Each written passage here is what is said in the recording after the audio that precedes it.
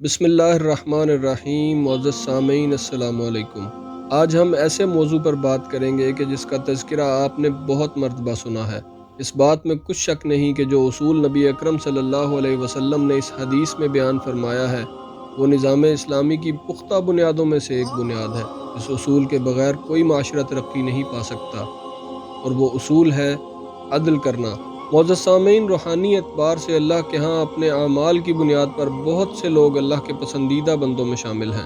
جیسے جو مقام صحابہ کرام نے اللہ کی راہ میں اپنی جان و مال کی قربانیاں دے کر حاصل کیا، ہم آج کے مسلمان ان کے گھوڑوں کی نالوں سے اڑنے والی خاک کے برابر بھی نہیں۔ اور کچھ لوگ ایسے ہیں کہ اللہ جنہیں ان کے اعمال کی بنیاد پر سخت ناپسند فرماتا ہے، مگر اسلامی معاشرے میں قانونی اعتبار سے سب لوگ برابر ہیں۔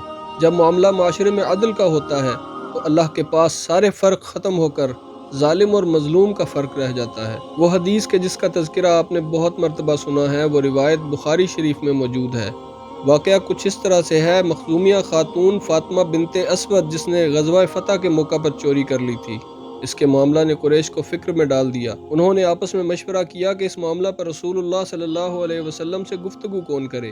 آخر یہ طے پایا کہ اسامہ بن زید رضی اللہ عنہما آپ صلی اللہ علیہ وسلم کو بہت عزیز ہیں، ان کے سوا اور کوئی اس بات کی ہمت نہیں کر سکتا۔ چنانچہ اسامہ رضی اللہ تعالیٰ عنہ نے آپ صلی اللہ علیہ وسلم سے اس بارے میں کچھ کہا تو آپ صلی اللہ علیہ وسلم نے فرمایا: اے اسامہ، کیا تو اللہ کی حدود میں سے ایک حد کے بارے میں مجھ سے سفارش کرتا ہے؟ پھر آپ صلی اللہ علیہ وسلم کھڑے ہوئے اور خطبہ ارشاد فرمایا، جس میں آپ صلی اللہ علیہ وسلم نے فرمایا: پچھلی بہت سی امتیں اس لیے ہلاک ہو گئیں کہ جب ان کا کوئی معزز آدمی چوری کرتا تو اسے چھوڑ دیتے، اور اگر کوئی کمزور آدمی چوری کرتا تو اس پر حد قائم کرتے، اور اللہ کی قسم اگر فاطمہ بنت محمد علیہ السلام بھی چوری کرے تو میں اس کا بھی ہاتھ کاٹ دوں۔ اللہ اکبر۔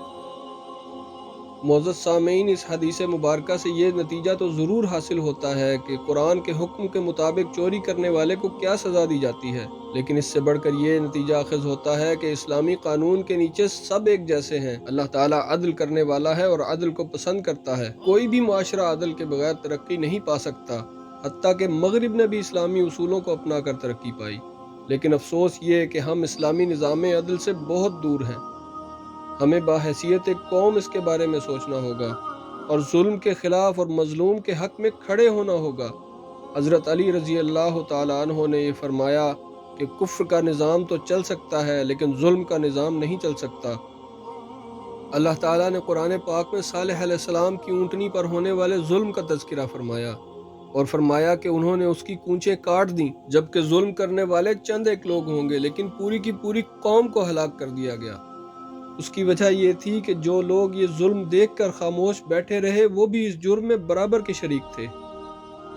عدل کرنا اللہ تعالیٰ کو اتنا پسند ہے کہ وہ قیامت کے دن عادل حکمران کو اپنے عرش کے سائے کے نیچے جگہ دے گا، جبکہ ظلم کرنا اس کو اتنا ناپسند ہے کہ وہ مظلوم کی بد دعا کو فوراً قبول فرماتا ہے، بھلے وہ کافر ہی کیوں نہ ہو، کیونکہ رسول اللہ صلی اللہ علیہ وسلم نے ارشاد فرمایا: مظلوم کی بد دعا سے بچو اگرچہ وہ کافر ہی کیوں نہ ہو، کیونکہ اس کے درمیان کوئی رکاوٹ نہیں ہوتی، یعنی اللہ رب العزت اسے فوراً قبول فرماتا ہے۔